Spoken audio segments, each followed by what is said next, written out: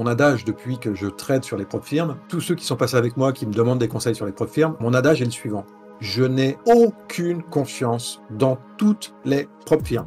Aujourd'hui, tu as des gens qui vont servir de modèle sur les réseaux, je parle plus de stream, etc., qui vont quand même accumuler les comptes, alors qu'ils sont pas forcément encore dans une stabilité, etc. Nous, le message qu'on a toujours voulu passer à les gars, avant de prendre, même ne serait-ce que 2 comptes, avant de n'en prendre que 2, prends-en un.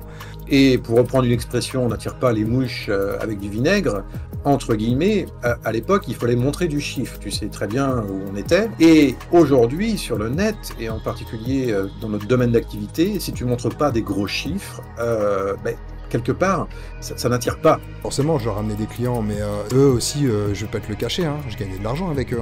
C'est faux. Tu ne passes pas devant tout le monde. C'est comme si tu avais un petit raccourci, mais tu n'es pas systématiquement devant tout le monde. Et effectivement, tu as des petits raccourcis par rapport à la véritable file qui est sur le flux de production, le vrai flux au niveau du CMI, etc. Ces mêmes personnes-là sont bien contentes que j'ai été là pour lancer Diafinas et qui aujourd'hui en font la promotion, parce que les risques, qui c'est qui les a pris, c'est Bibi.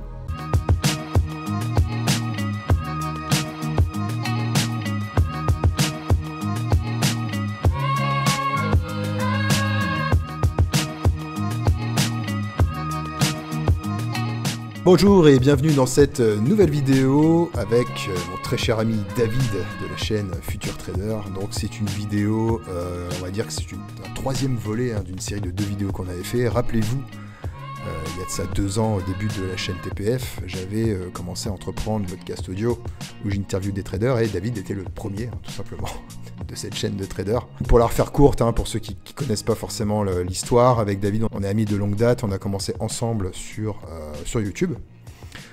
Au départ sur la même chaîne, et puis c'est vrai qu'on avait des vues différentes, des objectifs différents. Lui avait plus envie de se lancer dans le coaching, moi plus envie de me lancer dans un aspect communautaire, donc on a créé chacun notre chaîne. Mais bien sûr, on est resté liés pour beaucoup de choses. Et aujourd'hui, on se retrouve pour un 3e volet. On avait fait un volet il y a de ça à peu près 1 an, David, si je me trompe. Exactement. On a fait un 2e volet sur le point dans nos projets, dans ce qu'on a fait l'année précédente. Donc là, on va faire un 3e point. On va parler de différentes choses. Moi, je vais parler de TPF, de ce qu'on a fait, de ce qu'on va faire. David va faire la même chose. On va parler des partenariats qui se sont bien passés, d'autres moins. On va parler du changement du modèle économique des propres firmes, de tout ça par rapport à une certaine époque où on avait quand même une ligne droite devant nous, un boulevard où on pouvait vraiment se faire plaisir. Les choses ont quand même changé aujourd'hui. On va voir tout ça ensemble durant, j'espère, une petite heure de conversation. Salut David, comment ça va aujourd'hui? Salut Oz, écoute, ça va super bien. Et en intro, je tiens vraiment à te remercier de l'invitation. Oh bah je t'en prie. On est bientôt 6000 sur le Discord, on est 8000 sur YouTube. Comment s'est passée ton année 2024 pour toi? Déjà, côté business, côté trading. Ouais, donc l'année 2024, pour moi, si tu veux, si je dois faire un bilan, il y a eu énormément de choses. Donc c'est ma 2e année en tant que trader coach à temps plein, d'accord? Donc c'est ma 2e année. Entre guillemets, se faire connaître. C'était l'un des objectifs 2024, donc à travers ma chaîne YouTube, Futur Trader. L'objectif pour moi 2024 sur ce point-là a été largement atteint. L'autre objectif, c'est stabiliser mon trading. Donc on en discutera peut-être plus largement après dans l'entretien, mais mon trading aujourd'hui, je vais le dispatcher en 3 grands thèmes. Oui, on va dire ça, 3 grands thèmes.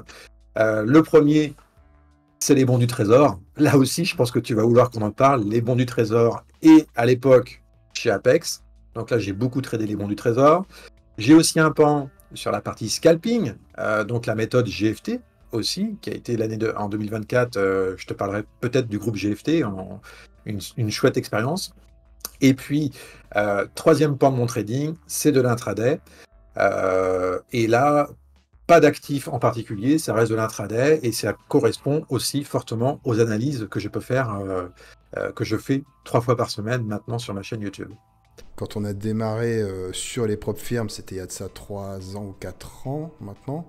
Ouais, 4 ans, ouais. 4 ans, et donc c'était les boîtes vraiment qui fonctionnaient bien. C'était Apex n'existait même pas encore, c'était Lidou qui commençait à tabasser au niveau des promotions. Ça nous permettait d'acheter et ça payait. Quoi qu'on en dise, ça payait. C'était, il n'y avait pas de essayer de trouver des solutions pour ne pas payer les traders. Il y avait un énorme volume de vente. Ils pouvaient complètement compenser et puis après, c'est vrai que plus le business, l'industrie a évolué, plus des traders sont arrivés et ont réussi à détourner certaines petites règles à leur avantage. Et c'est là qu'elles ont commencé à réagir. Et avant Lilou, il y a eu Topstep, YouProfit. Donc ça, c'est des boîtes qui étaient très compliquées déjà à cette époque. Enfin, c'était quand même des règles assez compliquées. Donc on n'y allait pas forcément. Mais les boîtes comme Apex est arrivée, elle a bousculé le marché de la propre firme, clairement. Elles sont arrivées en tabassant, 20 comptes, pas de problème de payout, toutes les preuves étaient là, plein de gens faisaient du payout. Mais voilà, aujourd'hui, ça a quand même beaucoup changé sur ce point-là. On en parlera après sur moi, ma vision que j'ai aujourd'hui de la propre firme. L'histoire des bons sur la CIM, etc. Je suis complètement passé à côté. Mais toi, est-ce que tu as réussi à faire des choses quand même? Alors sur le ZB, oui, mais avant d'aller sur le ZB, moi ce que j'ai vu en 2023-2024 apparaître sur les prod firmes, tu sais, quand on fait du trading, il nous faut un avantage, un hedge. Donc, dans une logique avec un broker, c'est ton argent personnel, le hedge, tu vas nécessairement le chercher dans une méthode. Si tu es un scalper, tu fais de l'intraday, tu vas chercher un edge sur ta technique avec du money management, etc. Tu vas chercher un avantage et tu n'as pas envie de cramer tes deniers personnels. Et qui est apparu avec les propres firmes, et ça a été un effet, il me semble, avec les promotions à gogo chez Apex, la possibilité d'avoir un compte, même jusqu'à 20 comptes au sein d'une propre firme, à des prix défiant toute concurrence. Qu'est-ce qui s'est passé ? Là est apparu un hedge, non pas, ou en plus de ta technique de trading. Le hedge consistait en quoi? C'était de se dire, j'achète plein d'évaluations, j'en achète par exemple une vingtaine. Sur ces 20, j'arrive à en passer, mettons, une dizaine. Et sur ces 10, j'arrive à en emmener une, voire deux au payout. Et là, en fait, c'est un avantage qui est offert du fait que les propres firmes te proposent des comptes d'évaluation à 3 francs 6 sous, en fait. Et cet avantage-là est apparu, et je dirais, a été au zénith en 2024. Et est apparu des styles de trading vraiment différents, où on y va en mode bourrin. Et jamais de la vie, ce mode bourrin, tu le ferais chez un broker avec tes deniers personnels. Et là, en fait, moi, c'est vraiment ce qui m'a... 2023-2024, ce qui est apparu. Et je n'ai rien du tout contre cet aspect-là, dans la mesure où le but du jeu, c'est quand même, à la fin des fins, de ramener de l'oseille dans nos comptes respectifs. Et peu importe l'éthique ou pas l'éthique, c'est des choses que les propres firmes nous proposent aujourd'hui. Eh bien, les personnes qui aujourd'hui, à travers ces comptes multiples et vont sur un ou deux payouts, sur finalement qu'un ou deux comptes au lieu d'une vingtaine, eh bien, c'est un avantage et ils l'ont exploité. Et tu vois, on arrive aujourd'hui à des traders qui peuvent avoir des approches vraiment différentes, et notamment sur le money management des comptes. Tu vois, et ça, moi, ça m'a flashé en 2023-2024. Et je pense que tu l'as vécu toi aussi. Alors moi, j'ai beaucoup de mal aujourd'hui je détaille un peu, mais j'ai beaucoup de mal à partir sur 20 comptes. Je sais que je vais en griller une dizaine, il va m'en rester que 10. Et à la fin, je vais pouvoir en emmener que 1 ou 2 au payout. Moi, je sais que psychologiquement, je suis peut-être à la vieille école, je n'en sais rien, mais je n'y arrive pas. Parce qu'en fait, un compte cramé, pour moi, égale, entre guillemets, échec. Ouais. Et ça m'amène après dans une espèce de cercle non vertueux de gambler, et ça, je sais que je tilte avec ça et ça me crée des gros problèmes. Je préfère rester sur quelque chose de beaucoup plus lent, et quand j'ai des coachés avec moi, je leur explique, on part sur un compte, s'il vous plaît. On part sur un compte et montre-moi que tu es capable de faire les choses bien sur un compte, et ensuite tu vas scaler. Tu vas aller sur 2 comptes, 3 comptes, 4 comptes. Et c'est ça qui est magique aussi avec les propres firmes. Mais toi, mon approche, elle est vraiment différente sur ces propres firmes. Aujourd'hui, tu as des gens qui vont servir de modèle sur les réseaux, qui vont... alors je parle pas forcément de formateurs, je parle plus de stream, etc. Qui vont quand même accumuler les comptes, alors qu'ils sont pas forcément encore dans une stabilité, etc.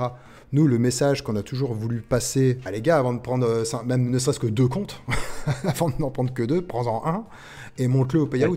Tu te rappelles, hein, on tradait souvent ensemble et tout. Il y a une époque, c'est quand les prop firmes, forcément, on chargeait un peu plus la mule. Et en fait, c'était compliqué. Et une fois que tu commences à dire, bon allez, on arrête les conneries, on rentre avec un micro, 2 micros, tac, tac, tac, on arrive à faire notre premier payout.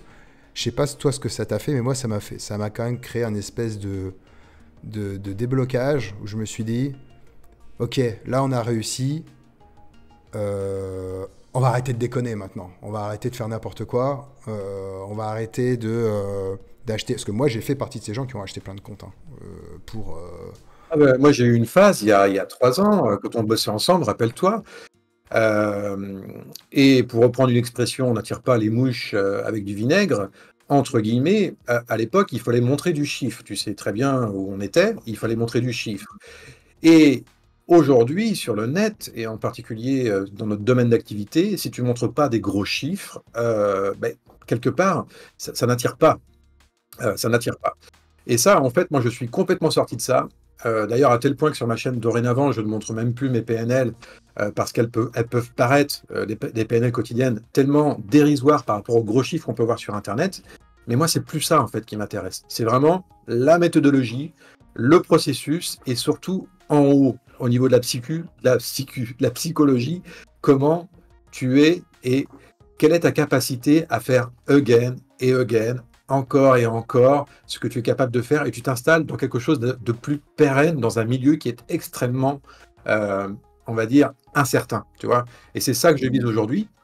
Et quand je fais sur un compte 150 balles sur une journée, mais tu peux pas savoir. Ça, c'est de l'argent qui est mis de côté, et on parlera certainement de take profit tout à l'heure. Moi, c'est 150 balles, dès le lendemain, sur un 50K, au-delà de 52 000 $, mais tout ce que je fais au-dessus de 52 000, bam, je le mets dans mon wallet. Et je sais qu'au bout de 260 $ dans mon wallet, boum, je fais mon retrait, en fait.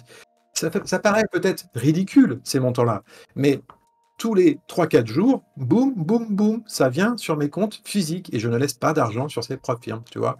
Du coup, toi, est-ce que tu as quand même réussi à une période à profiter du levier que tu avais, chose qu'on ne peut plus faire aujourd'hui? Alors, là, tu fais référence aux ZB, je pense. Aux ZB, à UB, aux ZN, voilà, au bon du trésor.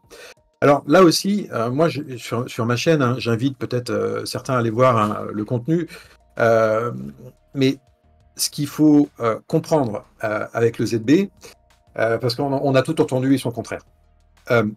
Vraiment, je t'ai parlé tout à l'heure d'un avantage sur ton style de trading.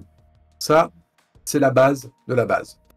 Ensuite, sur le ZB, l'UB et même les bons du trésor, ce qui est arrivé, c'est que les prop firmes décident, pour la plupart, de nous faire trader sur des flux simulés, donc ce qu'on appelle des flux sim, entre guillemets. Et il se trouve que dans ces flux simulés, il y a justement une simulation on va dire, de ton positionnement dans la file d'attente, entre le bid et le ask. C'est très important ça, parce qu'en fait, il s'agit d'une simulation de ta place au niveau du bid et du ask. Et sur les bons du trésor, et en particulier sur le ZB, on sait que c'est un carnet lourd et un tick égale 52,50 $, peu importe, pour un contrat. Et en fait, le mouvement entre plus un tick et moins un tick, on le voit très nettement entre le bid et le ask.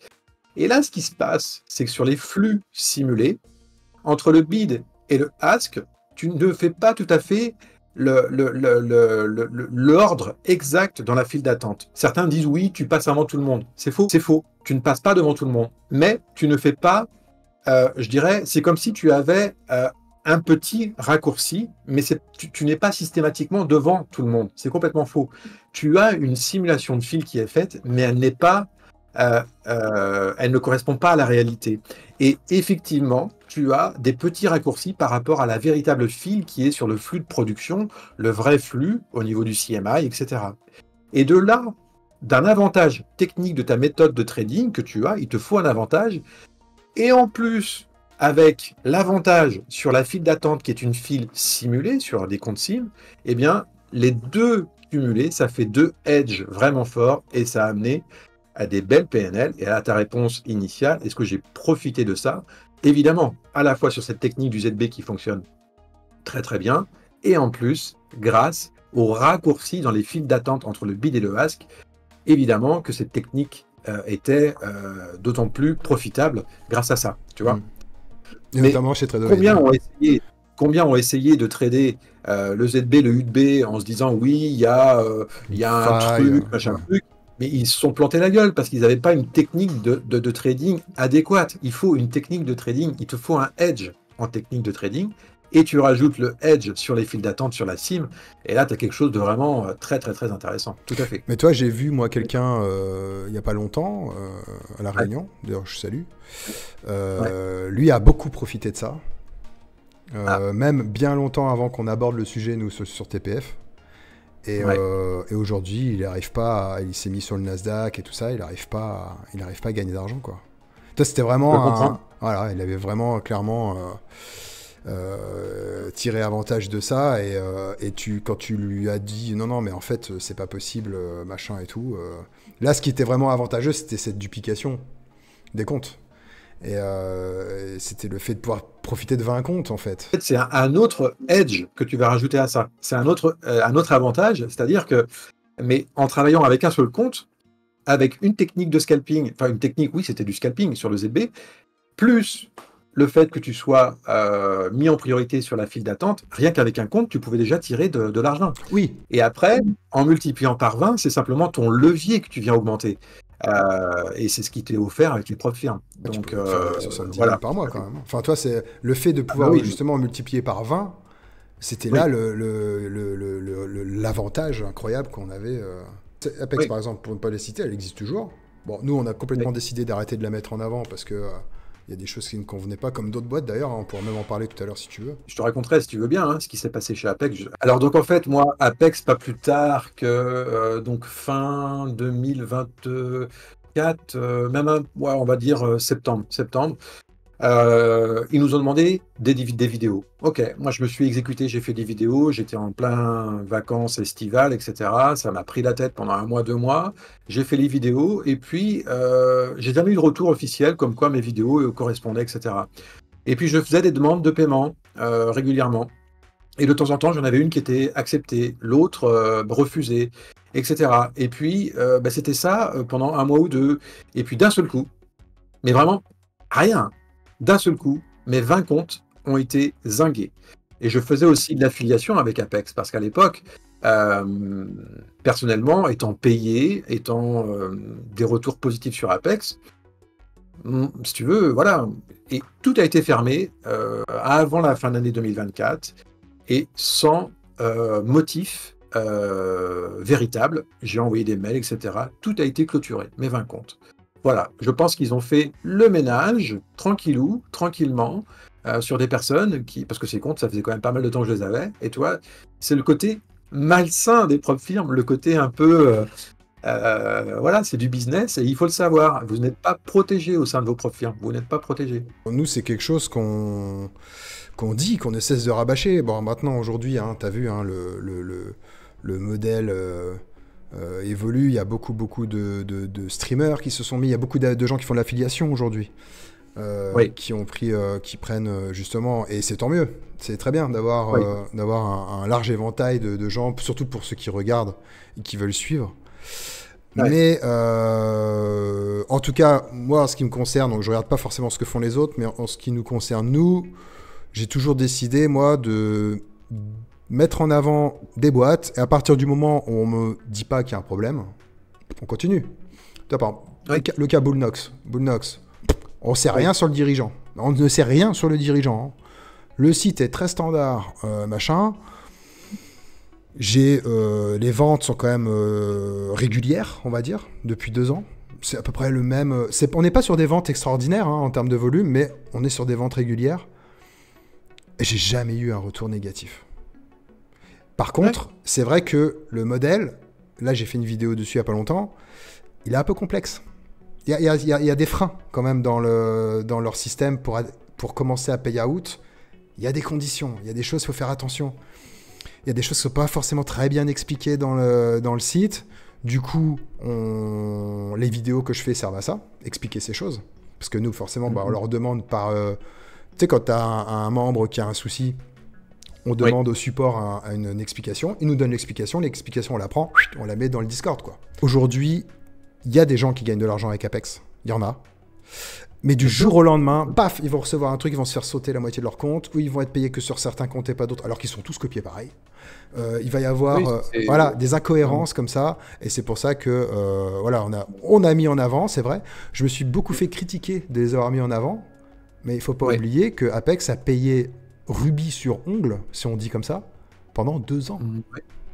Mais moi, si tu veux, tous les demandes de paiement, jusqu'à l'histoire de août, juillet, même 2024, moi j'ai tout le temps été payé. Donc il y en a beaucoup qui réagissent, on va dire, sur le moment de ce qui se passe aujourd'hui. Oui, j'ai mis Apex en avant et j'en suis très content parce qu'elle a fait gagner beaucoup d'argent à beaucoup de monde.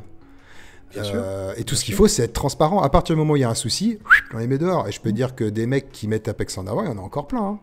Une seule propre firme ne peut pas suffire à, on va dire, en fonction des personnes, en fonction de leurs objectifs, en fonction de tout ça. On est obligé d'avoir plusieurs propres firmes à son arc pour pouvoir évoluer et éviter de se retrouver dans des situations compliquées comme on a pu le connaître avec Apex et d'autres propres firmes.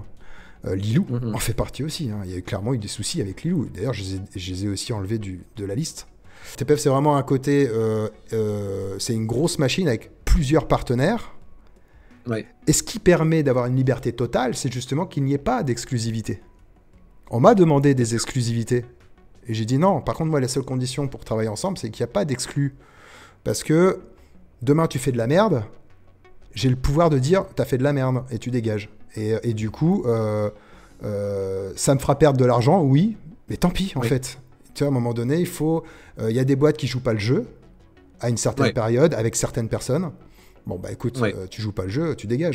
Oui, et puis ta communauté, si tu veux, ta communauté est avertie de ce qui se passe. Mais toi, juste, moi, mon adage depuis que je trade sur les propres firmes, et ça, tous ceux qui sont passés avec moi, qui me demandent des conseils sur les propres firmes, mon adage est le suivant. Je n'ai aucune confiance dans toutes les propres firmes. Parce que à la base, il faut comprendre leur business model, et notamment avec Apple. Et le business model de ces propres firmes-là, il n'est pas fait pour toi. Au sens, il n'est pas fait pour te donner...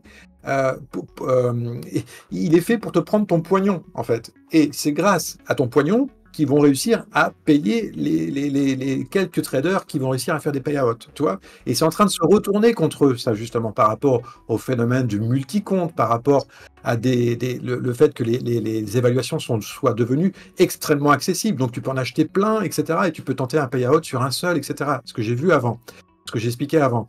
Mais tu vois, le fait de dire « je n'ai aucune confiance », moi, c'est mon postulat de base, je n'ai aucune confiance dans toutes ces propres firmes, ça évite tout attachement émotionnel avec une propre firme, ça évite, ou au contraire, je dirais, ça permet d'avoir un œil critique systématiquement sur les propres firmes.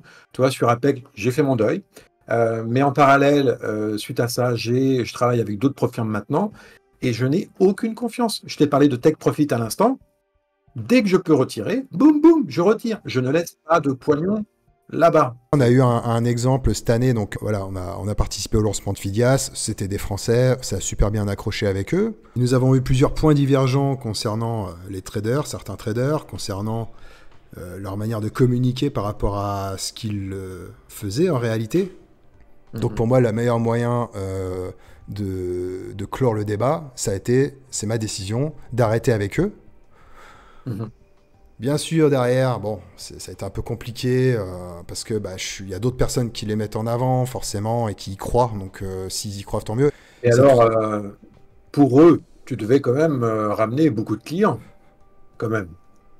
Je sais pas par rapport à... Forcément, je leur ramenais des clients, mais et eux aussi, je vais pas te le cacher, hein, je gagnais de l'argent avec eux. Hein. Donc, à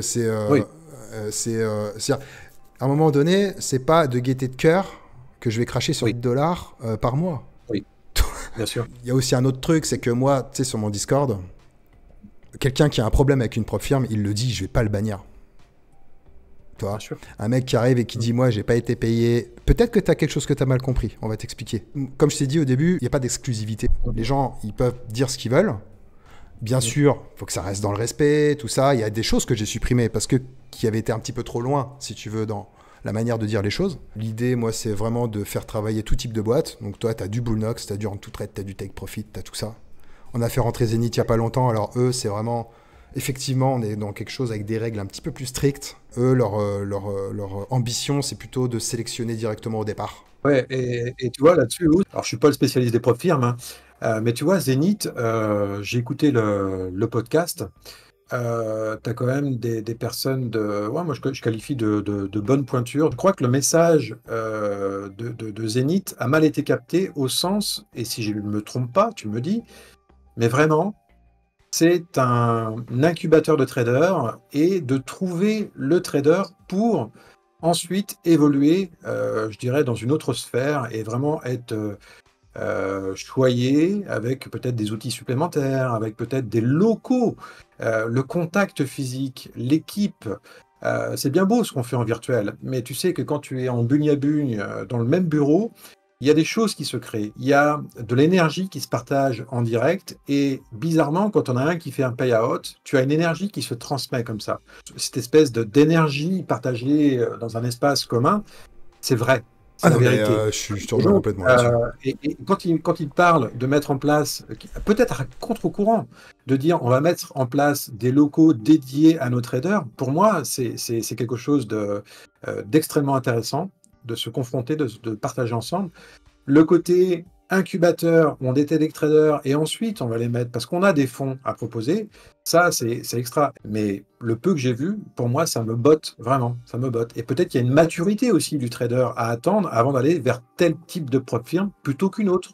Et c'est là où il y a quelque chose qui a mal été compris en fait, dans ma démarche. Ouais. Ils sont pas nombreux, hein, ceux qui ont vraiment essayé de nous déstabiliser là-dessus, qui veulent de la propre firme accessible, qui veulent de la propre firme avec des moyens de payout un peu plus simple, où t'as pas de safety net, t'as pas tout ça. C'est vrai que c'est chiant. C'est-à-dire, tu peux avoir que 3 comptes financés chez eux. Enfin, toi, c'est pas... y a rien à vouloir faire du chiffre.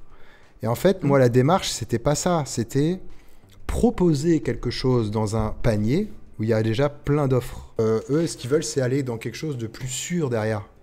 Parce que tu as un background quand même, hein, il ne faut pas le nier. On ne va pas parler forcément de Zenith à fond dans ce podcast, mais tu as quand même un background, notamment de Crescendo. C'est quand même des mecs, ça fait un petit moment qu'ils sont là. Et bon, ils vont pas aller s'amuser à... Ils ont quand même un réseau dans le milieu institutionnel. Ils vont pas aller s'amuser à mettre des billes dans une propre firme juste pour la beauté du geste. C'est que derrière, ils ont des ambitions. Il y a des choses qu'ils ont envie de faire avec. Et comme l'a dit Victor, ce qu'ils veulent, c'est pas forcément faire énormément de pognon avec la boîte. Ce qu'ils veulent, c'est que la boîte puisse au moins être équilibrée, qu'elle puisse au moins payer les salaires. Mais c'est de faire du pognon, par contre, derrière, avec les fonds. Et là, ils auront un levier beaucoup plus intéressant. Pareil, Ose, si tu veux, tout à l'heure, tu vois, j'ai parlé, aujourd'hui, les propres firmes, tu prends Apex ou d'autres, etc. Le levier multiplié par 20 comptes, il est proposé au sein de la propre firme. Et moi, ce que j'en ai compris de Zenith, le levier, la démultiplication, entre guillemets, des pains, ne se fera pas au sein de la propre firme. Ça se fera, on gérera ça quand on t'aura détecté, toi, trader, en tant que talent, et le levier, t'inquiète pas. Si tu es bon, tu l'auras, et les moyens, on les donnera pour que tu aies ton levier plus tard.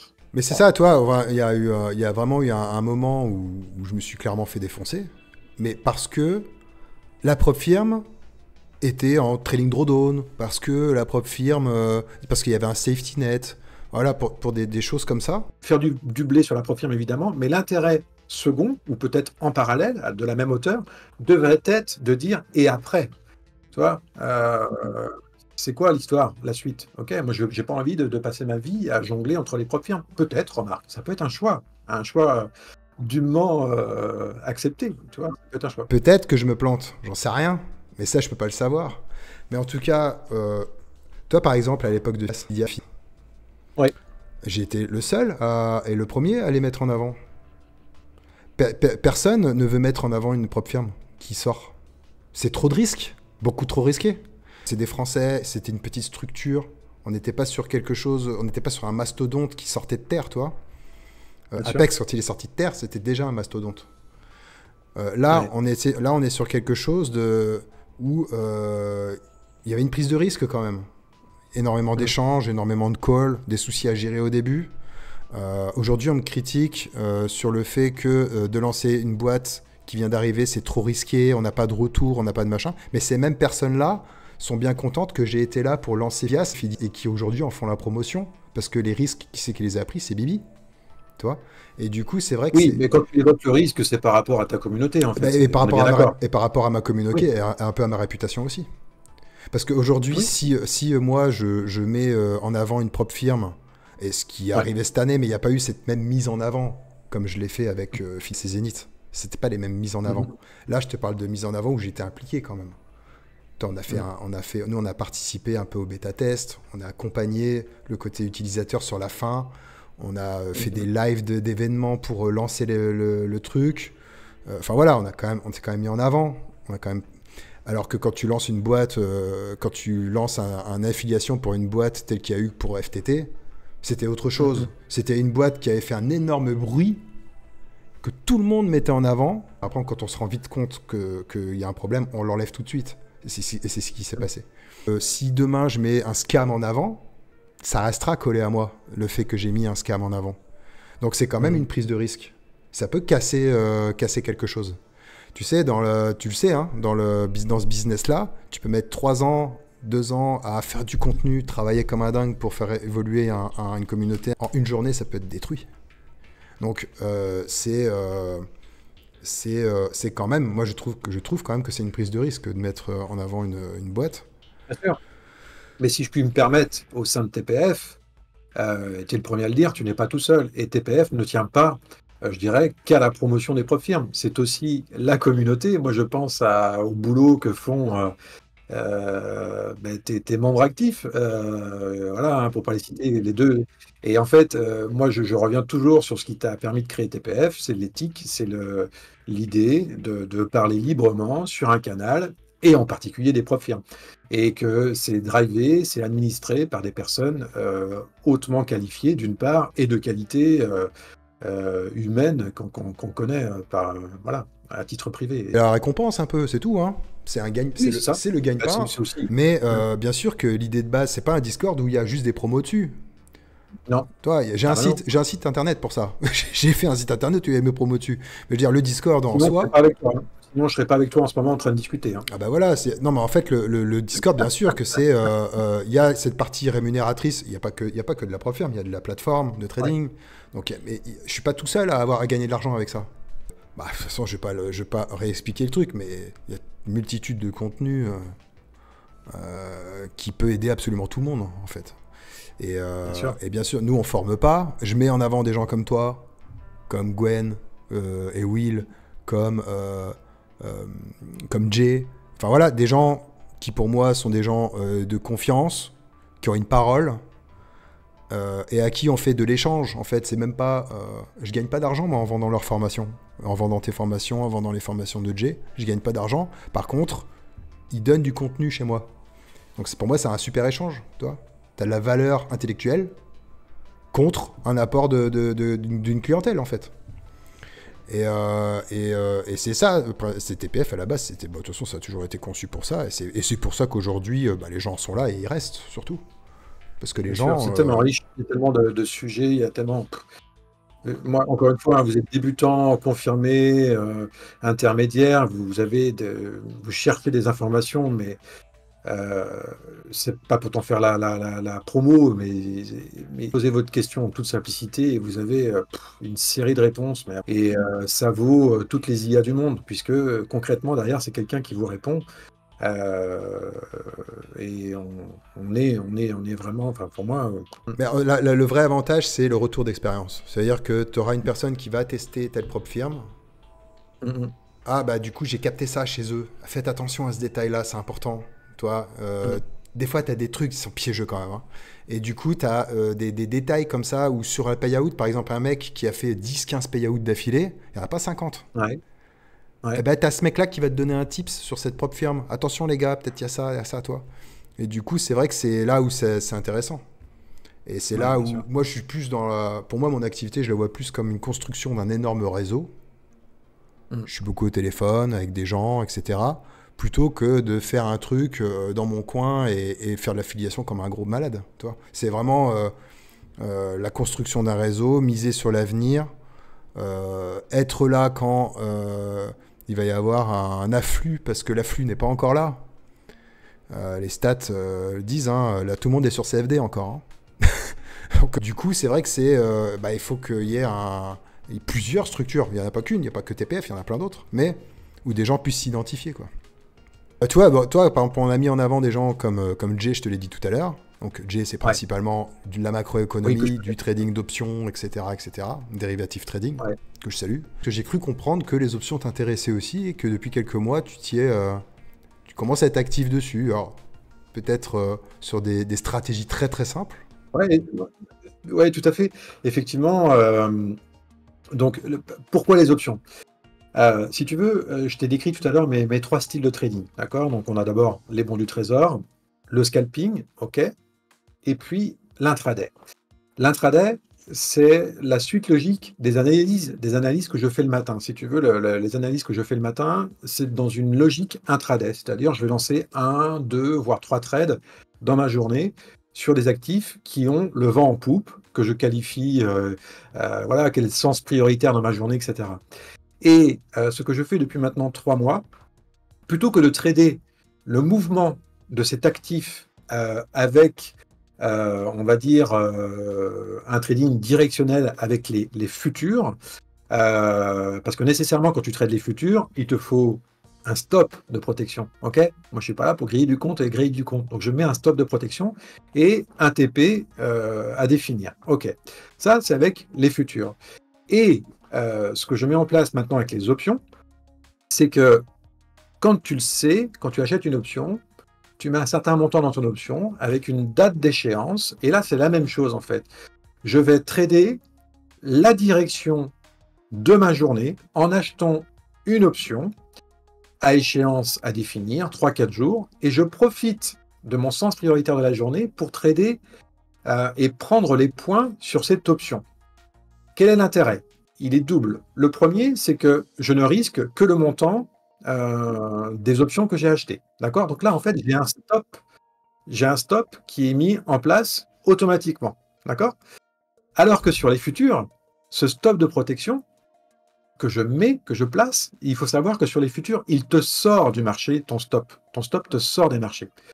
Et ça, moi j'ai remarqué qu'en intraday, lorsque la zone était intéressante, j'avais un stop, deux stops, avant de voir mon trade partir. Mais ces stops que j'ai faits en amont de mon trade gagnant viennent bouffer en fait une bonne partie de ma PNL que j'ai fait sur le troisième. Alors qu'avec les options, finalement, même si entre guillemets ton option vaut que dalle dans ta journée, on ne sait jamais, une grosse variation, eh bien, tu peux encore avoir le mouvement attendu en fin de journée. Et tu n'es pas sorti de ton option. D'accord? Donc en fait, tu as ton stop de protection grâce aux options, et ce stop de protection, il ne te sort pas de ton actif. Et si le mouvement arrive en fin de journée, en fait, tu peux quand même faire, tu profites de ce mouvement-là. Alors attention quand même avec les options, puisque je t'ai amené une notion, une date d'échéance, donc il faut aussi tenir compte de la date d'échéance de ton option. Euh, donc il y a des choses nécessairement à connaître avant d'aller sur les options comme ça Ah, bien sûr, non, non, brut, c'est notre gymnastique. Hein. évidemment. Mais sur un trading intraday, vraiment, c'est beaucoup moins stressant.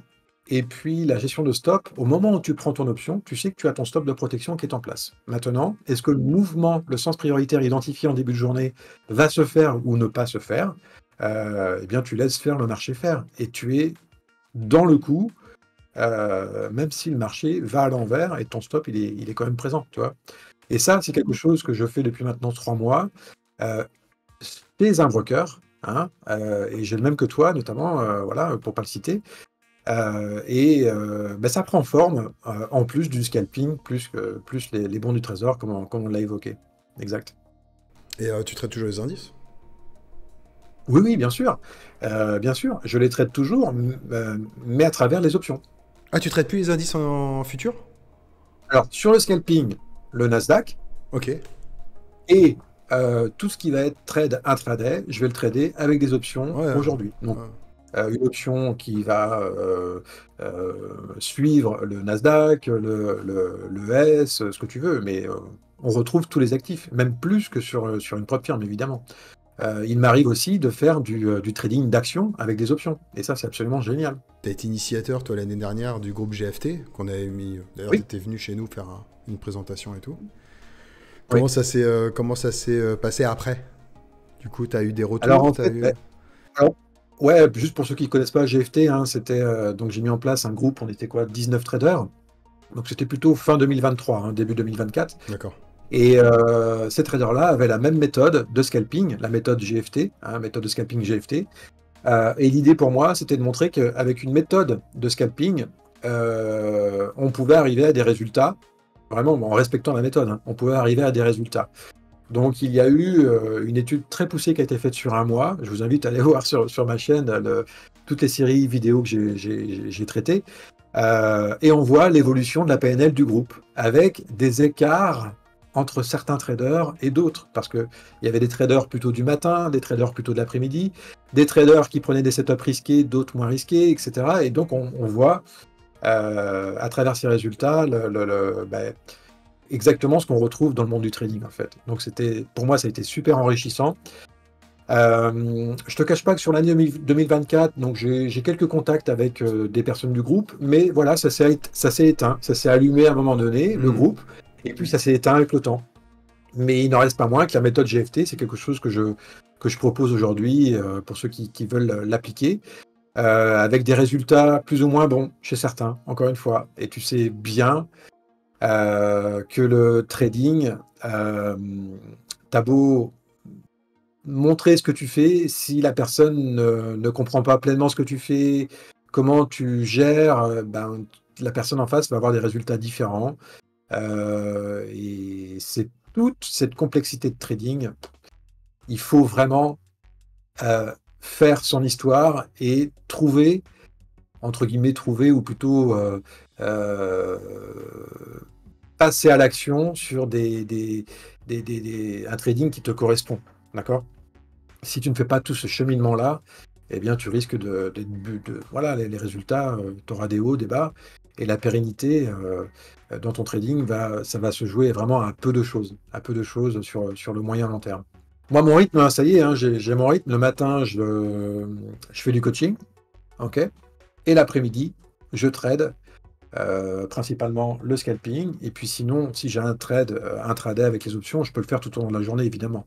Mais le coaching en priorité le matin et puis l'après-midi trading. Donc j'ai mon train-train, et d'ailleurs il faut que j'en sorte un petit peu parce que tu l'as dit tout à l'heure, hein, ce qui fait la force souvent dans la force de chacun, c'est le partage, c'est le fait de se stimuler en groupe, tout ça. Et j'aurais tendance un petit peu à être un peu trop casanier, à être dans mon train-train quotidien et parfois pour cranter davantage sur des sujets, eh ben, il faut faire un pas en avant, il faut se mettre en difficulté, il faut s'exposer davantage ou alors partager, etc. Et c'est d'ailleurs aussi pour ça que tu es venu me chercher par rapport à ce podcast. C'est une manière aussi pour moi ouais, de me mettre en avant et de continuer sur cette voie-là, tout à fait. Ouais, tu vois, moi, l'idée, là, c'est sur l'activité que j'ai. Euh, Ouais, En fait, avec TPF, ce qui est bien, c'est que ça a fait naître plein de petits groupes de gens, mais pas du tout sur le côté réseaux sociaux et tout. Hein. Toi, là, encore un truc super intéressant, j'ai mis en relation trois personnes qui ne se connaissaient pas. Tu as un psychanalyste, un psychologue et un ouais, préparateur mental.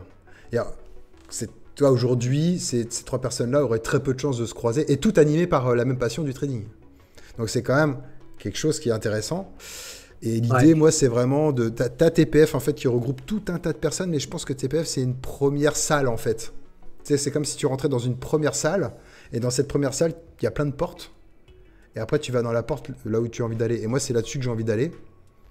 C'est aller un peu plus loin dans ce réseau-là, et créer des portes spécialisées.